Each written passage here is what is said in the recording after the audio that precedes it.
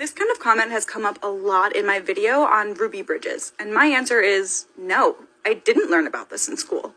I learned about integration to a certain extent, but we really only learned about the Little Rock Nine in Arkansas a few years before Ruby Bridges. I didn't learn about Ruby Bridges in Louisiana. I didn't learn that she's barely retirement age right now today at 67 years old.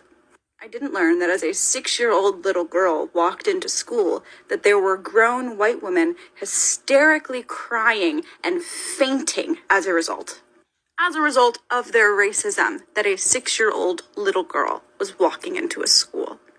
I didn't learn that they threw rocks at a 6-year-old girl and her mother. I didn't learn that 4 federal marshals had to walk a 6-year-old into her elementary school so that the white people wouldn't hurt her. I didn't learn that white people put a little black baby doll inside of a coffin and paraded it around as a 6-year-old little girl tried to go to school. I didn't learn that Ruby Bridges couldn't eat the lunch provided by the school. She had to eat the lunch that her parents provided for her because they were scared that someone was going to try to poison her. I didn't learn about the white adults and the white children outside her school singing "Glory, Glory, Segregation, the South will rise again." I didn't learn that 500 white kids were pulled out of that school because Ruby Bridges went there. I didn't learn about how grown white adults yelled slurs and threats at a 6-year-old little girl. I didn't learn that the black children had to apply to go to the white schools that the white kids could just get to go to.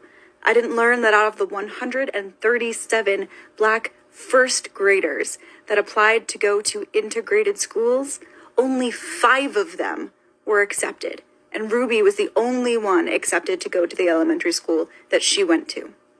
I didn't learn that in retaliation for Ruby going to an integrated school, her grandparents were evicted from their farm.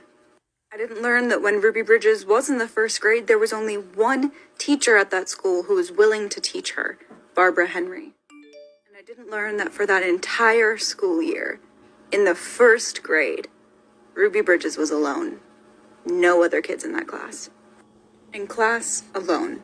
Ate lunch, alone. On the playground, alone. All year. Every day. Didn't miss a day. So no, I did not learn about Ruby Bridges in school. And I doubt that many of us really learned about Ruby Bridges in school. And if some people have their way, Black history will get even more and more diluted.